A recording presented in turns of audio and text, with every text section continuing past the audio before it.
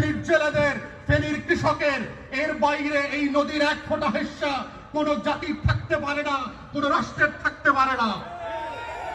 আপনারা দেখেছেন বেলুনিয়া সীমান্ত থেকে শুরু করে ফেনী নদীর উপরে বঙ্গোপসাগরের মধ্যে মিরসরাইতে 1200 থেকে 1500 একরের এক্সক্লুসিভ জোন দেওয়া হয়েছে ভারতকে।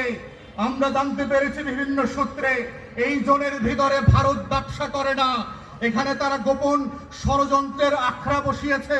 তাদের গোয়েন্দারা, তাদের সশস্ত্র বাহিনীর লোকেরা, তাদের নেইভাল অফিসাররা এখানে বসে বাংলাদেশের প্রান্তে প্রান্তে ইসকনের নামে বিভিন্ন অরাজকতা তৈরি করছে।